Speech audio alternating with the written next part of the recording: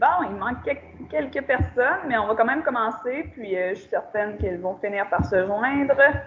Je commence par les présences, donc Jérémy. Oui. Kayla, oui. Madeleine, oui. Danica, pas encore. Daliane non plus. Olivier, je te vois. Jacob, semble que non. Alissa non plus. Michael non plus. Tristan, je te vois.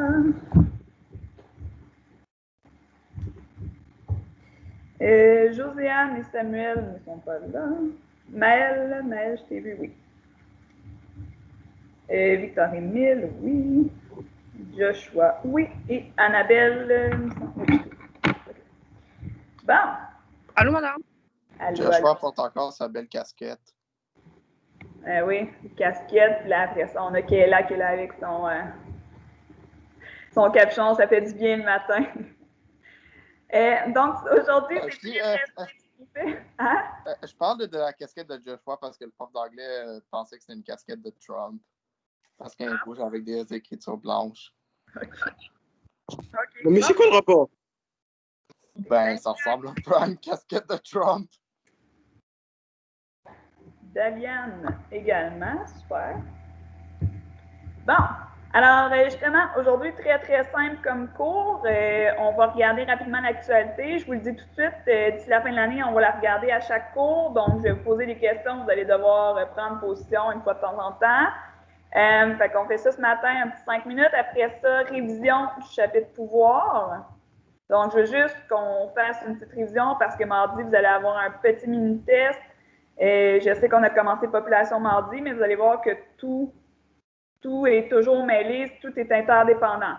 Si vous voulez avoir accès à la feuille de révision, elle est sur Internet, donc sur le site d'enseignement à distance, étape 2, vous avez la feuille de révision, mais je vais également vous partager mon écran. Alors, c'est ce que je pensais faire aujourd'hui, donc un petit 50 minutes. Ça devrait bien se passer. Si vous avez des questions, vous en profiterez. Je vous partage mon écran. Alors, donc là, j'ai ouvert Radio-Canada. Je les avais regardées déjà à l'avance, les nouvelles, pour voir un petit peu s'il y avait des choses intéressantes. Et je ne sais pas si vous avez vu cette semaine le gouvernement du Québec, donc le gouvernement Legault, qui a dit qu'il préférait vacciner d'une dose le plus de personnes possible, puis après ça, bon, on attendra environ 90 jours avant de donner la deuxième dose. Pourtant, c'est bien dit selon ceux qui ont créé les vaccins que normalement, la deuxième dose devrait être entre 21 ou 28 jours. Mais le gouvernement du Québec a décidé, lui, qu'il attendait 90 jours avant de donner la deuxième dose. Pourquoi il faut plusieurs doses? Le vaccin est fait de cette façon-là. Ta première dose t'aide, dans le fond, à être... c'est efficace en 50 à 60. Mais je sais que le vaccin, c'est des morceaux d'ARN du virus. Oui. Mais je sais pas trop pourquoi tu en aurais besoin de plusieurs doses pour que ça marche. Bonne question. Ça, dans le fond, il faudrait faire une recherche un petit peu plus élaborée sur je la façon. Je demander à ma mère. Oui, bonne idée. Parce qu'en fait, c'est un nouveau style de vaccin. Hein. Donc, c'est la première fois qu'ils font un vaccin comme ça. Vous connaissez les vaccins, normalement, on injecte... Ben, c'est ça, normalement, on injecte le virus, mais faible. Donc, souvent, justement, là, il est vraiment affaibli, ce qui permet à nos cellules de système immunitaire de le reconnaître et de se battre contre lui. Maintenant, ce n'est pas ce type de vaccin-là. Donc, c'est vraiment un vaccin. Ce qu'on a pris, c'est qu'on a pris une partie, là, une genre de protéine du vaccin, comme l'a bien dit là, Victor-Émile, et c'est ça qu'on injecte. Donc, c'est quand même intéressant parce que ceux qui disent justement que, oh mon Dieu, ça n'a pas de bon sens de se faire injecter un virus même affaibli, bien là, on est allé dans quelque chose de nouveau, étant donné qu'on a pu avoir plus d'argent pour faire des recherches également. Fait que c'est vraiment rendu une autre méthode de vacciner. Mon père s'est fait vacciner. Ah ouais? Chanceux. J'espère qu'il ne va pas mourir de ça ou avoir l'autisme. Il ne devrait pas. Et ça, l'autisme en passant, ça a été prouvé hein, que c'est pas vrai. Je sais. C'est une recherche des années 1950-60. Donc, on a fait des progrès depuis ce temps-là et ça a été prouvé que c'était faux. Donc, justement, ma question là, pour vous aujourd'hui, c'est est-ce que le gouvernement du Québec fait bien de dire on vaccine le plus de monde possible, mais une seule dose, puis on attend 3 mois pratiquement pour donner la deuxième dose? Ou il devrait commencer par vacciner moins de monde, mais respecter le délai des doses demandées? Donc, qu'est-ce que vous en pensez? Alors, je vais demander à des gens de parler, ça va être ça. Jérémy, qu'est-ce que tu en penses?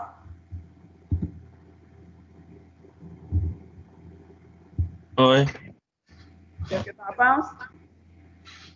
Moi, je sais pas.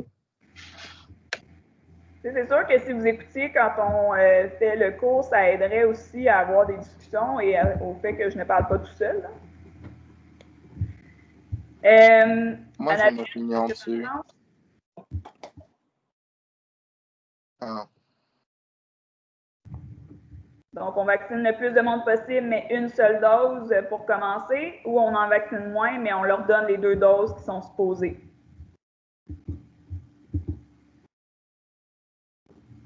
Annabelle, il faut que tu ouvres ton micro pour parler. Moi, je m'excuse, madame, je parlais dans le vide. C'est bon. Moi, dans le fond, je trouve que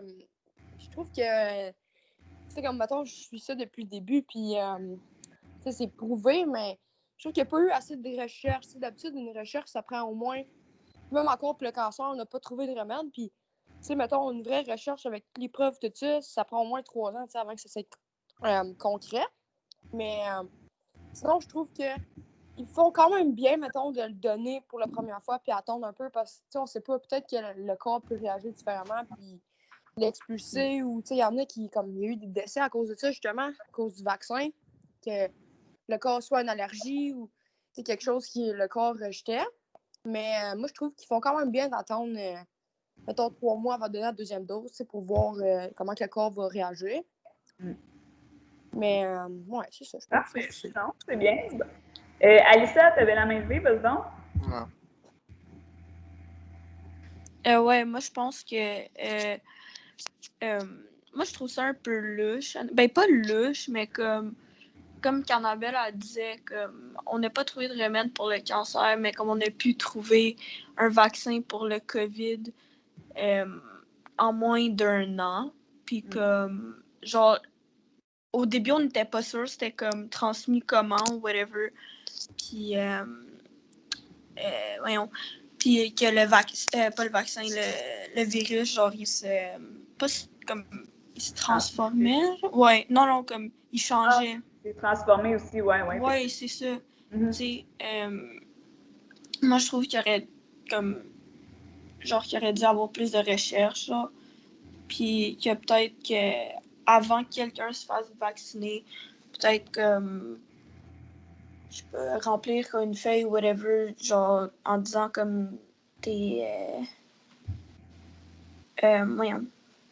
allergies ou comme il devrait faire une évaluation sur, admettons, les gens qui veulent se faire vacciner pour voir si genre il va avoir des c'est ça, des effets secondaires. Puis mais je trouve qu'il devrait comme vacciner moins de monde. Puis genre voir comment ça fonctionne avec eux, comme admettons les volontaires. Puis voir comme, admettons, ils donnent la première dose, t'attends 3 mois, ils donnent une deuxième dose. Puis après, genre, tu sais, comme, voir comment ça fonctionne. Puis si tout est beau, comme. Ouais. Parfait. N'oubliez pas que dans les essais cliniques, ça a été fait, ça, là. Okay? Donc, oui, ça a été rapide, mais ça a été rapide parce que les pharmaceutiques, les compagnies ont eu beaucoup d'argent des gouvernements pour développer ce vaccin-là parce qu'en ce moment, toute notre vie est sur pause depuis 1 an. Là. Alors, c'est sûr que oui, ça a été rapide, mais parce qu'il faut faire quelque chose. Puis, il y a eu des essais cliniques. Là, donc, c'est sûr qu'on n'a pas juste un vaccin qui n'a pas été testé. Il y a eu les tests. Je voulais juste m'assurer là, avec vous là, pour pas que vous pensiez que c'est un vaccin qui arrive de nulle part. Là. Il y a quand même eu des tests sur des personnes, sur des gens, des humains.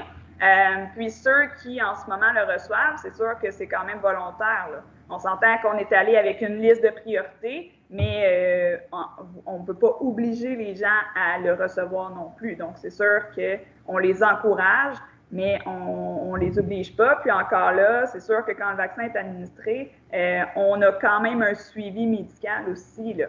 Donc oui, ça peut arriver des problématiques, ça va arriver avec n'importe quoi. Puis essayer de comparer aussi des pommes avec des pommes, là, cancer et coronavirus, c'est pas la même chose non plus, là. Il faut juste faire attention aussi entre les deux. Victor-Émile, vas-y donc. OK, donc moi, je pense que genre faire ce que M. Legault veut faire, c'est un peu risqué, mais genre pas tant que ça. C'est quand un peu construire un meuble Ikea sans utiliser les instructions. C'est genre, si tu sais ce que tu fais, c'est genre, tu vas réussir, mais genre, ce sera pas la même chose. Puis je pense que l'argument de on n'a pas trouvé de remède contre le cancer, mais on en a trouvé un pour le coronavirus. Je pense que c'est un mauvais argument parce que genre, le coronavirus, c'est comme le nom le dit, un virus. Pendant que le cancer, c'est une cellule défectueuse. Effectivement, donc c'est ça, c'est des bonnes idées, mais il faut juste faire attention des fois de bien comparer quand on compare. Donc, maintenant, on va faire la révision. J'espère que vous voyez tous mon écran. Moi, non. Moi, c'est vrai que tu ne vois jamais. Mais si vous allez en ligne, vous allez voir de toute façon la feuille, là, feuille de révision 2021 dans étape 2. Là, la seule chose que je vais faire, c'est que je vais ajouter les réponses. Donc, normalement, ceux qui la voient, vous pouvez écrire directement dessus. Ceux qui la voient mais veulent l'écrire à la main, allez-y. Sauf que je vous le dis tout de suite, là, je fais ça, mais après ça, c'est votre étude à vous pour mardi. Donc, assurez-vous quand même de bien étudier ou de bien faire quand même votre travail. Alors, chapitre pouvoir. Première question, expliquer les effets de la mondialisation sur la culture et l'économie. Okay? Donc, le fait qu'on soit en ce moment dans la mondialisation, ça fait depuis quand même un petit bout là, qu'on a ça. Dites-moi les effets que ça a sur la culture. Je vais juste me créer une copie pour vous laisser. Donc, qu'est-ce que ça a comme impact sur la culture, le fait que maintenant on fasse des échanges avec tout le monde? On en avait parlé par rapport aux États-Unis, entre autres, la musique, le cinéma, même le style de restaurant qu'on a maintenant au Québec, au Canada. Qu'est-ce que ça a comme impact? Donc, la mondialisation. Ça fait qu'on partage du stuff avec les autres pays. Donc, effectivement, alors, au niveau de la culture, il y a un partage avec plusieurs pays. Puis ça fait aussi en sorte que, genre, si les gens d'ici consomment genre des choses genre comme vont au McDo, ça donne plus d'argent aux multinationales américaines comme McDo. Effectivement, donc c'est sûr que ça donne un peu de notre argent à genre une compagnie qui est genre pas de chez nous, là. Effectivement, ça c'est clair. Donc, vous avez accès à des restaurants d'ailleurs, des compagnies justement de vêtements, par exemple, d'ailleurs, des compagnies qui font peu importe quels objets et compagnies qui sont d'ailleurs. Fait que c'est certain que si vous achetez de ces compagnies-là, votre argent s'en va dans le pays de cette entreprise. Donc, il ne reste pas au Canada, il ne reste pas au Québec non plus. Alors, des fois, on se dit, on n'arrête pas de payer des taxes, des impôts. Oui. Mais en même temps, si on achète davantage Québec, canadien, notre économie va augmenter également, là. Fait que, côté culturel, si on regarde juste la culture, c'est sûr que vous avez un partage avec les autres pays. Donc, c'est positif, la mondialisation, parce qu'on a accès à tout. On a accès à de la musique de partout dans le monde. Même chose pour la nourriture. On a accès à plein de choses. Accès à des restaurants, des compagnies. De la musique. Sauf que, qui peut me dire dans le fond un effet négatif de ça? Donc, tu fais, mais encore là, sur la culture, pas sur l'économie, ça, on va en reparler là, tout de suite après. Mais le fait qu'on a accès aux films, à la musique, aux restaurants d'ailleurs, qu'est-ce que ça a comme impact sur notre culture, sur la culture canadienne, sur la culture québécoise? qui peut être... Ça fait juste en sorte que notre culture a l'air pourrite à côté de leur... Un effet négatif, ben pas pourri, là, mais ça reste que notre culture est moins mise de l'avant.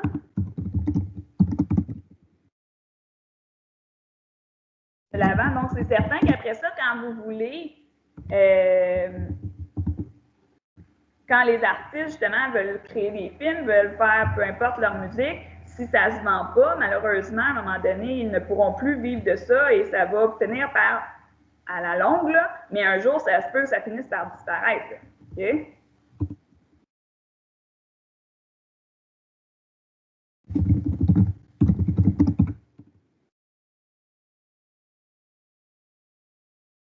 Je ne sais pas si c'est avec vous qu'on parlait de la langue.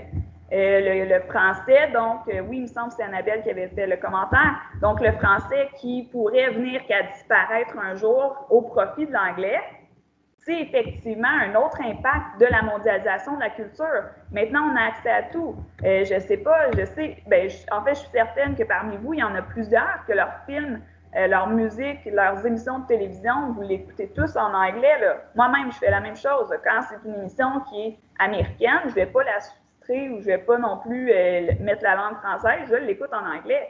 Mais c'est sûr que parmi ça, ça diminue un petit peu l'accès de la langue française. Là. Donc, langue française.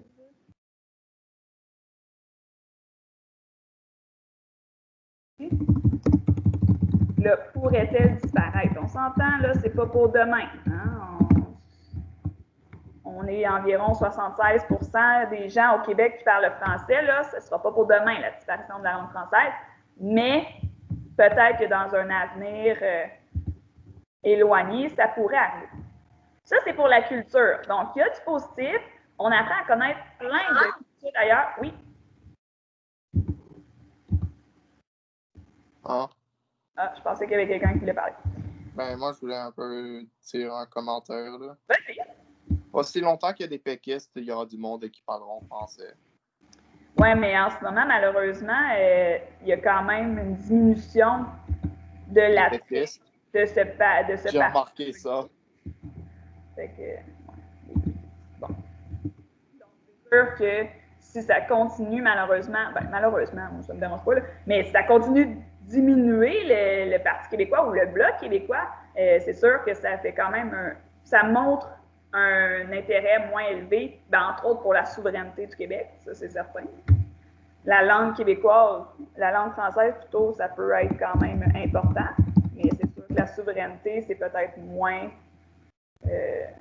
à l'ordre du jour aujourd'hui. Et sur l'économie, bien, Victor-Émile nous en a parlé. Donc, ce que ça fait, c'est accès à des compagnies du monde entier. C'est positif parce que vous pouvez acheter vos vêtements, vous pouvez acheter vos souliers, vous pouvez acheter peu importe quoi à des prix compétitifs. Alors que si on avait juste accès à, par exemple, des produits québécois canadiens, vous savez, c'est souvent un petit peu plus cher. Donc, là, vous avez accès à plein de compétitions. Vous pouvez décider du prix que vous voulez payer. Donc, paye souvent moins cher. En plus de payer moins cher, donc on a accès à plus de produits. Des oranges, des bananes, c'est pas vraiment ici au Canada qu'on fait ça, là. Okay? Fait que c'est certain que ça nous permet d'avoir accès à plein de produits d'ailleurs. Ça, c'est positif quand même. Mais de l'autre côté, ce qui est négatif, donc, Victor-Émile le dit, les profits des ventes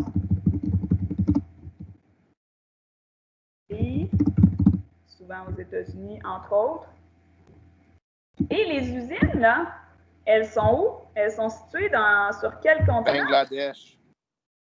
Donc, en Asie, Chine.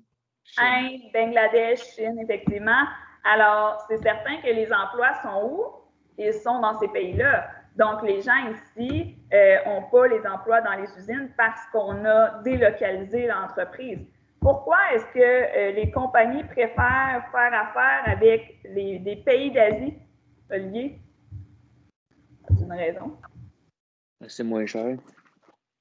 C'est moins cher, il y a moins de lois aussi. Donc, si je décide de polluer partout dans le cours d'eau, il y a certains pays il n'y a aucune loi contre ça. Alors, c'est sûr qu'en tant qu'industrie, bien, au lieu d'être obligé de voir à l'environnement, d'y faire attention, si je peux aller amener mon usine où c'est moins cher, comme Olivier l'a dit, donc pas de salaire minimum, je paye mes employés un petit peu comme je veux, je leur donne les conditions de travail que je veux et en plus, je ne fais pas d'attention à l'environnement. Allons-y, là. Donc, les profits des ventes vont dans d'autres pays et les emplois aussi.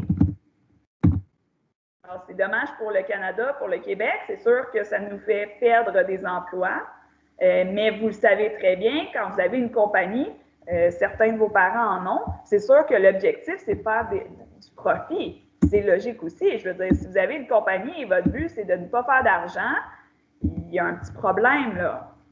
Il n'y a personne qui veut faire faillite quand tu ouvres une compagnie, là. Donc, ça, c'est pour la mondialisation. Mondialisation, monde. Alors, on s'ouvre au monde. Question facile. Kayla, peux-tu nous dire c'est quoi le nom de notre premier ministre canadien?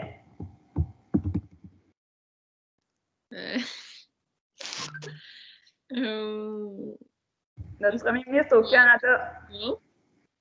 Qui? Justin? C'est ça, Justin Trudeau. J'ai le temps normalement. Non, tu l'as eu, c'est bon. Oh non. Oui, j'ai entendu un madame. Mais est-ce que c'est normal qu'on ne voit pas comme qu'est-ce que tu fais? Non, vous êtes supposé de voir. Ah, dans la feuille? Ou à votre écran? Mettons, genre, je te vois, mais je vois pas comme qu'est-ce qui est écrit en ce moment. Attends, je vais repartager l'écran. C'est peut-être moi, là. Sinon, je vais essayer sur l'ordi, mais je trouve ça bizarre, ça marchait hier. Je vais repartager mon écran, OK? OK. On va voir si ça va fonctionner. Donc là, il devrait être partagé, tu devrais voir quelque chose. Ah, c'est juste écrit comme TH, comme pour Tammy et ouais, genre, c'est quoi? Ouais, il y en a qui font ça. T'es-tu connecté sur ton cellulaire? Je le vois maintenant. Ah! Ouais, je suis connectée sur mon cellulaire. Ouais, j'ai cru comprendre que parfois, c'est ça, parfois, il y a des journées ou même des périodes où ça fonctionne avec les cellulaires ou les iPads, mettons, puis il y en a d'autres que ça leur tente pas, là, le partage. Je sais pas si c'est un paramètre quelconque que vous avez ou je peux pas te dire. Est-ce que je peux essayer de me reconnecter? Oui, il n'y a pas de problème, ben oui. OK. Premier ministre du Québec, on en entend assez parler, on l'a dans notre télévision une fois de temps en temps. Donc, Daliane, c'est qui? Pardon? C'est qui notre premier ministre du Québec?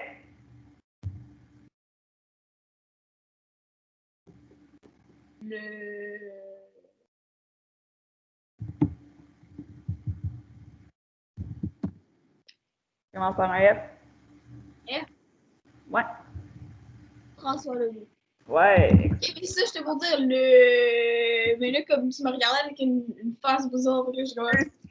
Ben, parce que t'as rien dit, fait que là, je pour ça que je te regardais avec une face bizarre. Non, c'est comme le... voir où est-ce que tu t'en allais. Bon, François Legault, excellent! Hey, j'aime ça, là, si vous connaissez au moins vos deux premiers ministres, je vais être très fière. C'est le minimum. Donc, quand on se promène dans la rue et qu'il y en a qui ne savent pas c'est qui leur premier ministre, c'est un petit peu triste, là. Un État, OK? Donc, je veux que vous me donniez des caractéristiques d'un État. Alors, qu'est-ce qui fait que, mettons, le Canada est un État, mais que, je sais pas, quelle place ne serait pas un État? L'Arctique n'est pas un État. Donc, le Canada, qu'est-ce qu'il a de spécial? Les États-Unis, la France, Annabelle. En fait, madame, c'était juste plus pour te dire que je me suis reconnectée, puis là, je vois qu'est-ce qui est écrit. OK. Est-ce que tu vas pouvoir monter tantôt juste pour que je prenne. Ah, ok, ok, c'est bon. Alors, un État, je veux au moins 3 caractéristiques, mais dans le fond, ce que vous devez me dire, vous devez me décrire c'est quoi un pays. Donc, pourquoi est-ce que le Canada serait un pays? Qu'est-ce qu'il a de particulier pour qu'on puisse lui donner ce terme-là? Parce que État et pays, c'est relativement similaire. Donc, si vous savez pourquoi est-ce qu'on est un pays, ça va vous aider un petit peu à me trouver des caractéristiques. Madeleine, dis-moi-en dans une, s'il vous plaît.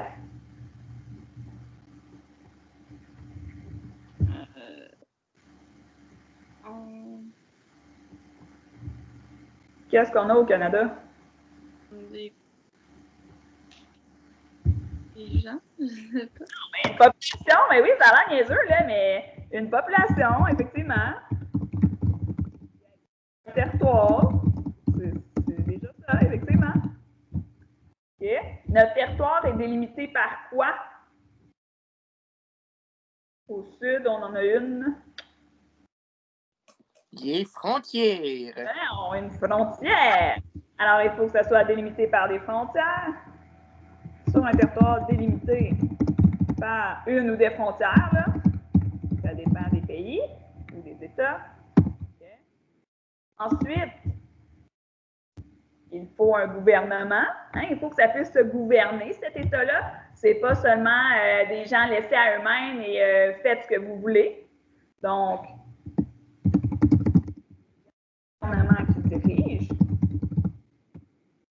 Okay. Alors, on a une population, on a un territoire, c'est délimité par des frontières et on a un gouvernement qui dirige. Déjà en partant, on arrive avec quelque chose, là.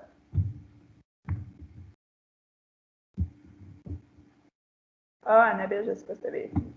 Je vais le laisser comme ça.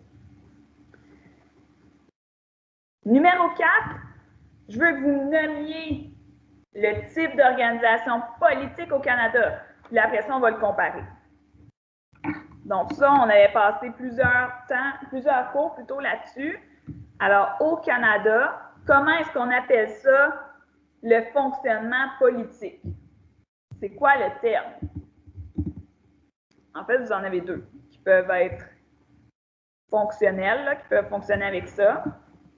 Donc, un plus précis que l'autre. Donc, notre politique, comment ça fonctionne? Joshua? La politique au Canada, ça marche comment? C'est quoi le terme, là? Avec des élections, on vote. Par les votes. Quand on a une.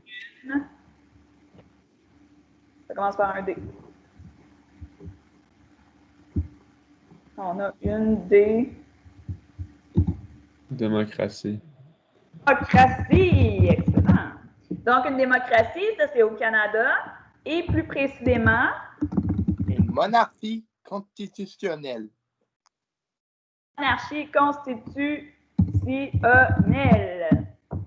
Okay.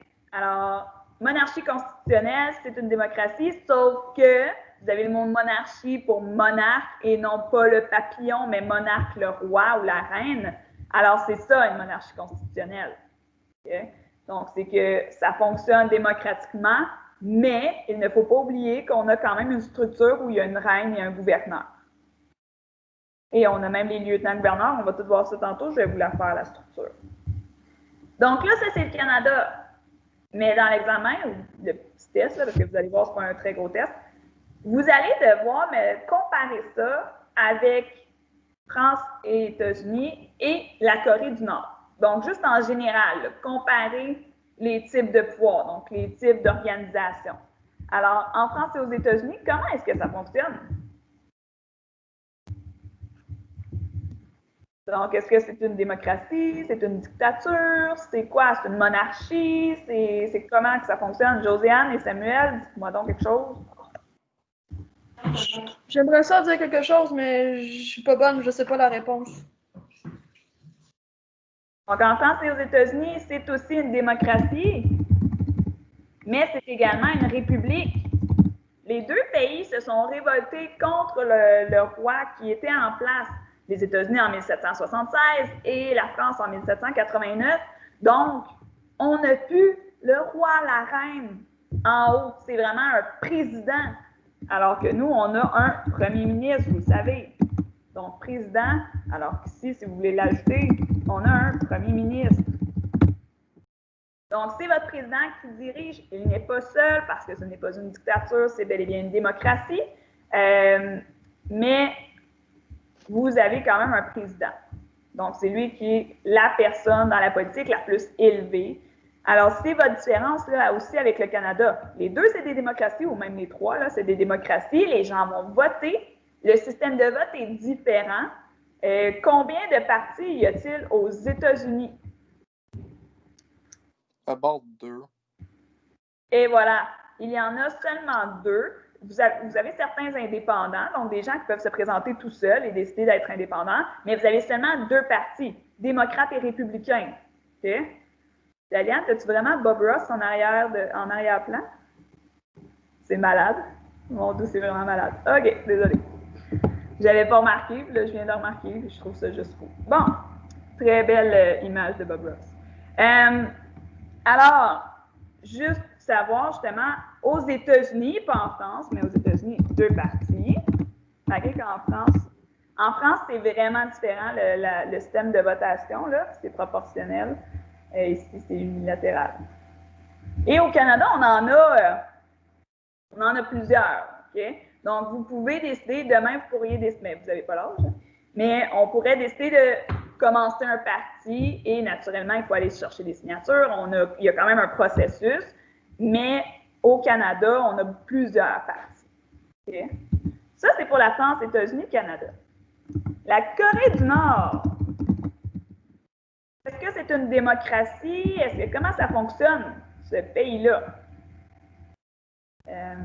Maëlle. Donc, est-ce que tu peux me dire, en Corée du Nord, là, qui dirige, comment ça fonctionne? Comment ça s'appelle? Je m'excuse, je suis pas Maëlle, bye. C'est un dictateur. C'est effectivement, très bien dit. Donc, vous avez un dictateur. Okay? Alors, c'est vraiment, dans ce cas-ci, une personne qui a le pouvoir et il dirige seul. Est-ce qu'il y a des élections en Corée du Nord? Donc, je vois Tristan qui fait non de la tête. C'est effectivement le cas. Il n'y en a pas. C'est vraiment la personne elle-même qui a été au pouvoir et là, c'est rendu pratiquement de génération en génération. Là. Okay. Le dictateur au pouvoir, il décide tout. Okay. Il n'y a pas d'élection. Parfois, il y a des élections dans certains pays où, justement, c'est quand même pas loin d'être une dictature. Là. Mais justement, on fait un petit peu semblant qu'il y a des élections pour montrer que c'est une démocratie, sauf que vous avez seulement un parti. C'est sûr que quand tu fais des élections à un parti, c'est un petit peu difficile de voter pour quelqu'un d'autre que ce parti-là. On s'entend que c'est un petit peu truqué pratiquement. Alors, ça, c'est pour votre question 4. La 5, vous avez vu ça depuis le secondaire 2. Je sais que c'est loin, mais on l'a vu en secondaire 2. On l'a revu en secondaire 3 à la fin de l'année. Et secondaire 4, on aurait dû le voir plus à la fin de l'année. Là, on a eu moins d'histoire l'année passée, fait que ça se peut que vous vous en rappeliez pas. Je le remonte juste parce qu'il y en a qui n'avaient pas fini de tout prendre hein, en note.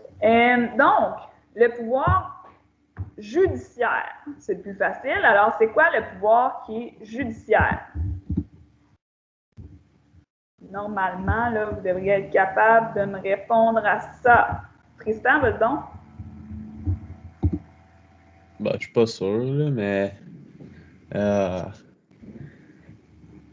pouvoir judiciaire. Ouais, judiciaire, tu as un mot là-dedans. Ben, tu as une partie de mot là-dedans là, qui peut t'aider, justement. Le pouvoir? Ouais, bien, judiciaire, c'est quand je fais quelque chose de mal, je m'en vais où? En prison. Ouais, Ok, il y a un système, genre, un système de... Ouais. Le système de justice, là. Ouais. Okay, c'est la justice. Donc, le pouvoir judiciaire, c'est votre système de justice. Hein? C'est la cour, entre autres. Donc, pouvoir judiciaire, c'est vraiment, par exemple, les policiers ont un pouvoir judiciaire, ils vont arrêter les gens. Par la suite, on doit passer devant la cour et là, à la cour, il y a les décisions de ce qui va se passer. Donc, ça, c'est votre pouvoir judiciaire. C'est quand je fais quelque chose de mal, j'ai des conséquences à ça.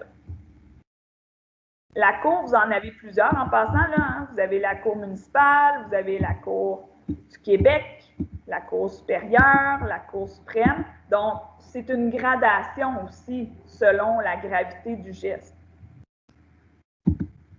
Législatif. Donc, avoir un pouvoir législatif, je ne sais pas s'il y en a qui vont se rappeler c'est quoi le pouvoir législatif. Victor-Émile, est-ce que tu t'en rappelles? Ça se pourrait-tu que ce soit ceux-là qui créent les lois? Exactement. Donc, le pouvoir de créer des lois. Alors, le pouvoir législatif, c'est vraiment le pouvoir de dire, OK, on s'assoit ensemble, par exemple, à la Chambre des communes, et on discute des projets de loi. Donc, loi. Okay. Alors, j'ai décidé que j'ai le goût de mettre en place cette loi-là, on en discute, on la modifie, et finalement, on finit par la mettre en place, ou non, parce que ça peut être, la décision peut être prise que finalement, on ne le fait pas. Là. Et exécutif, ben, c'est le pouvoir de mettre en place des lois. Alors, vraiment, là, on discute, on a ce processus-là. Après ça, quand c'est décidé, bien là, votre gouvernement dit « OK, c'est de cette façon-là qu'on va procéder pour mettre en place la loi. Okay? » C'est exécutif, c'est « j'agis, je fais quelque chose ».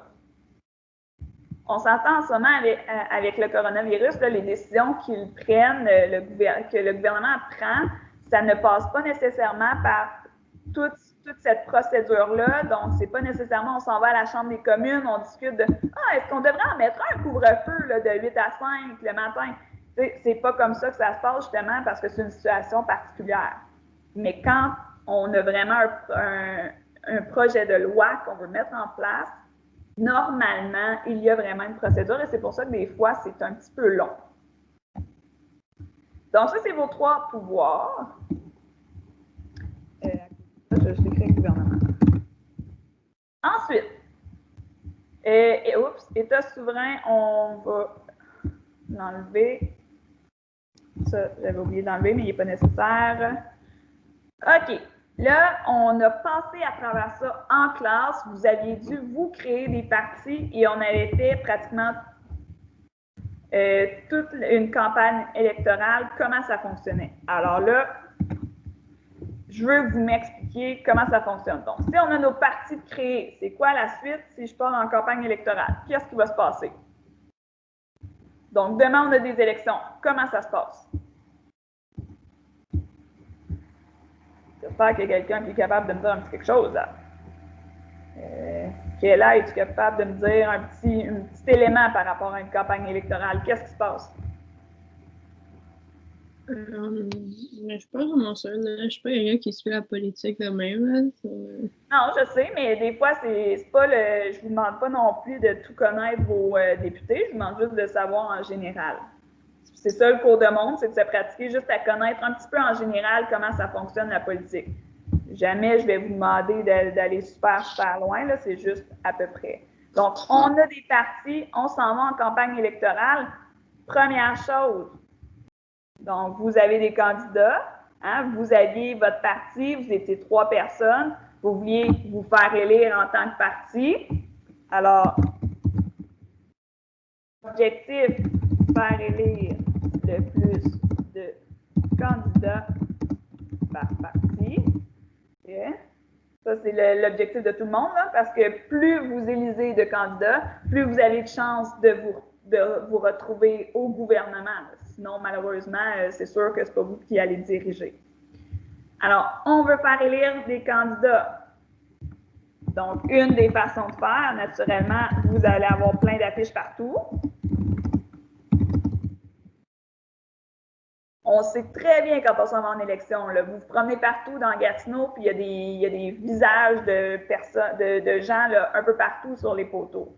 Donc, c'est sûr que vous devez vous faire de la publicité, pas le choix. affiches, il y en a qui vont sur les réseaux sociaux, il y en a qui font des petites chansonnettes là, pour qu'on garde ça en tête. Ensuite, faites comme nous et votez Bernier. Maxime voilà, Bernier. c'est celle-là que j'avais aussi dans la tête. Donc, tu vois, ça fonctionne parce que ça reste dans la tête en tabarouette. Donc, quand vous avez vos affiches, vos chansonnettes ou peu importe votre publicité, après ça, qu'est-ce que je peux faire justement pour encourager les gens à m'élire?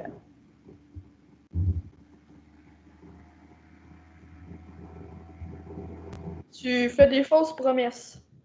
Bon, mais effectivement, je vais juste répondre.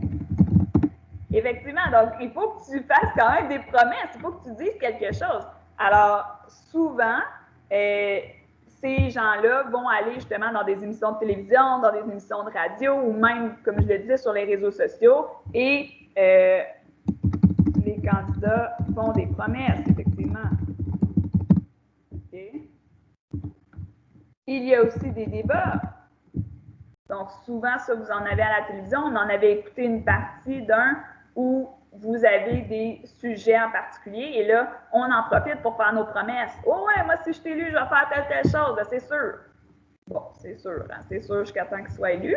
Comme Josiane a dit, des fois, ça ne se concrétise pas dans la réalité, mais ils en font quand même. Alors, des débats. Ensuite, après avoir fait des débats, parce que là, justement, avant de faire les débats, on a nos idées. Vous l'aviez fait, hein? Vous aviez parlé, vous aviez discuté de vos idées. On avait des sujets, vous en aviez parlé. Et là, on a le débat. Ça, on ne l'a pas fait en classe. Vous l'avez fait un petit peu avec, vous en avez fait un petit peu avec Mme Pascal, mais avec moi, on n'en avait pas fait. Et finalement, donc après les débats, après qu'on ait eu la publicité, après qu'on ait parlé avec des gens des médias, donc discussion avec les médias, c'est ça, la population va voter.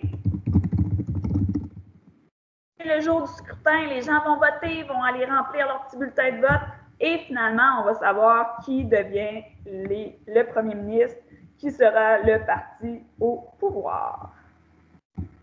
Donc ça, en général, c'est comme ça que ça fonctionne, une campagne électorale.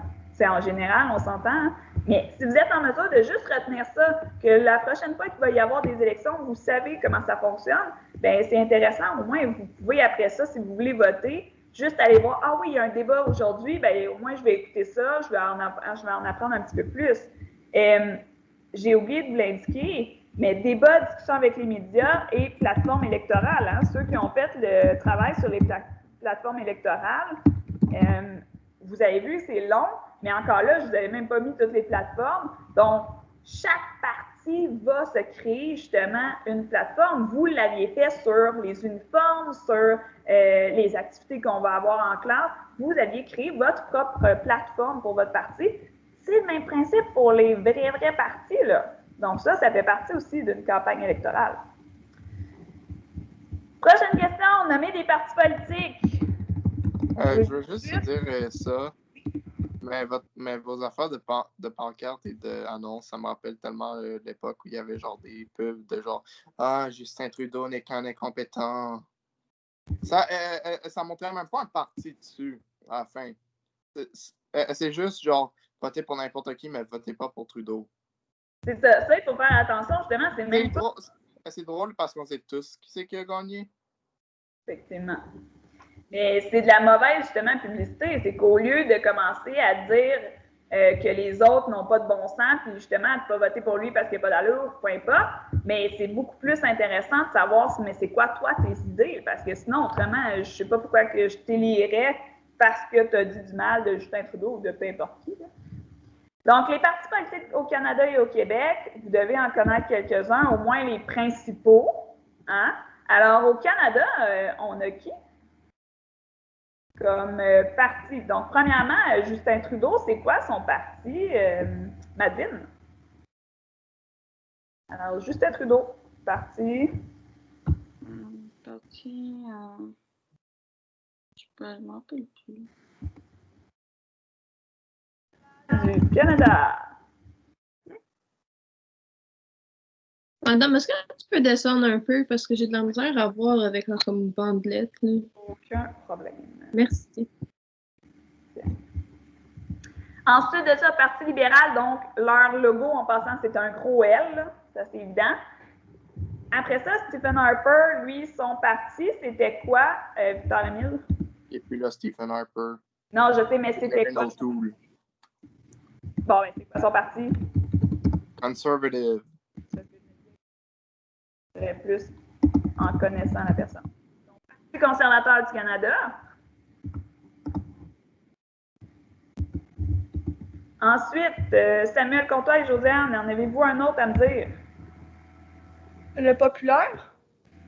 Parti populaire. Mon préféré. Ça me fait rire le fait que le Parti populaire, c'est genre le parti qui vient instantanément à leur tête. Quand il n'existe presque plus. C'est ça, il est pas mal sur le bord de disparaître. Là. Si ce n'est pas déjà fait, il faudrait regarder. Là. Bloc québécois. Bloc québécois qui a diminué un petit peu, mais qui est encore là. NPD, Nouveau Parti démocratique, avec Jagmeet Singh. Et vous avez aussi le Parti vert du Canada. Donc, ce sont vos principaux pour le Canada. Au Québec, quel est le parti présentement qui est au pouvoir? Alissa, est-ce que tu peux me dire ça?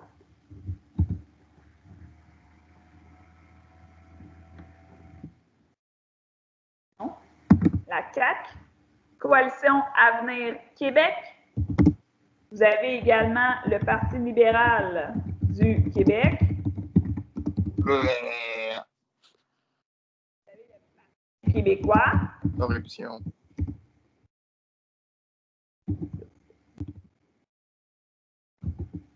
Okay.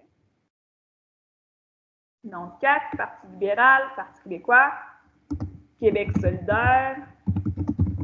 Parti rhinocéros. Oui, c'est vrai, il y a Parti rhinocéros. Rhinocéros, c'est en fait au fédéral. Hein? C'est au fédéral, Parti rhinocéros. Ça, c'est au Canada, par exemple. Il y en a plusieurs là, qu'on n'a pas nommés, même au fédéral. Mais effectivement, Parti rhinocéros, c'est toujours un petit peu drôle comme parti. Donc, Québec solidaire, faites attention, écrivez solidaire et non pas solitaire. Ce n'est pas le même mot.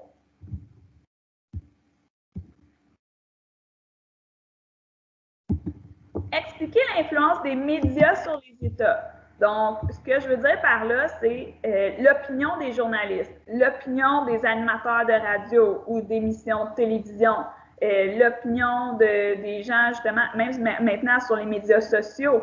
Donc, ces compagnies-là, les journalistes, c'est quoi leur influence sur les gouvernements? Est-ce qu'elles ont, premièrement, une influence sur les gouvernements?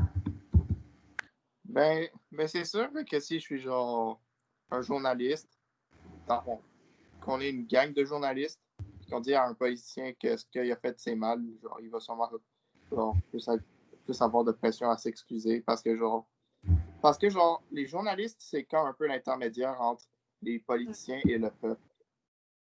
Puis genre, si un journaliste dit que quelque chose qu'un politicien a fait c'est mal, ben genre ils vont avoir la version du journaliste, le peuple. Donc, souvent, quand vous avez, c'est très bien dit, quand vous avez une situation qui survient, le gouvernement est mieux d'agir quand, par exemple, les journalistes lui demandent le questionnent, dans le fond, sur la situation parce qu'on sait que le peuple va écouter et, justement, se pose probablement les mêmes questions. Donc, les journalistes sont les intermédiaires entre le peuple et le gouvernement. Donc, il y a une influence. Je vais le baisser, là. Sur le pouvoir. Le gouvernement désire rester encore au pouvoir, là. Alors. Ah ouais, juste avant que ça finisse, je veux juste dire que je suis en confinement jusqu'au 21 vers minuit. Ah ouais, ok. Dans le fond, je ne serai pas à l'école jusqu'au 22. Ok. À la prochaine. Ouais. Alors, le 8 vient de terminer. Les journalistes sont les intermédiaires entre le peuple et le gouvernement. Il y a une influence sur le pouvoir parce que le gouvernement, lui, il veut naturellement garder sa place, garder son pouvoir, alors c'est sûr qu'il veut répondre aux besoins ou aux désirs du peuple. Donc, si le peuple dit « j'aimerais ça avoir telle chose, je veux que tu répondes à mes questions », souvent le gouvernement va le faire. Je ne vous dis pas qu'il va le faire à 100%, mais habituellement, il le fait. Le seul élément qui restait, c'est la structure politique. Je sais que les maths SN, vous avez un cours, les autres, vous n'en avez plus. Donc, on peut en profiter juste pour terminer ça. La structure politique, je vous dis, c'est la première question dans l'examen, en passant. Alors, vous devez être capable de me faire la structure. Donc, en haut, qui dirige au Canada? Bien, c'est pas vrai qu'elle dirige, là, mais c'est qui est en haut de notre organisation? C'est la reine. Mais la reine, elle est en Angleterre. Donc, qui est ici pour représenter la reine? Gouverneur général. Gouverneur général. OK. Donc, elle est au Canada et son nom aujourd'hui, en tout cas, celle qu'on a, c'est Julie Payette. Je l'aime pas. Ensuite, dans chaque province, vous avez quelqu'un qui représente le gouverneur général, qu'on appelle le lieutenant-gouverneur. Donc ça, vous en avez un dans chaque province. Oui, Steve-O! Mais là, elle n'est plus là, par exemple. Je sais. Elle n'est plus là depuis genre qu'elle a fait de la fraude. Ouais. Effectivement, depuis qu'on s'en est rendu compte, effectivement. Et donc, lieutenant-gouverneur. Par la suite, là, vous avez une séparation. Donc, vous avez le gouvernement. Alors, premier ministre plus gouvernement. Bien, qui fait partie, en fait, je vais l'écrire autrement, là. Donc, gouvernement, c'est premier ministre avec ses ministres. Plus les ministres. OK. Et vous avez aussi, de l'autre côté, vous avez le Sénat. Eux, ils ne sont pas élus. Donc, on les a placés dans le Sénat. Ce sont des sénateurs, mais ils ne sont pas élus. Ils sont nommés. Juste pour que vous en rappeliez. Ensuite, on a la Chambre des communes. Ce sont vos députés qui vont discuter, qui vont se quereller pour trouver des solutions. Et finalement, en bas, vous avez la population. Donc, nous, on vote pour nos députés. Ensuite, il y a des députés qui vont au gouvernement. Mais le reste, toutes les flèches vont par en bas.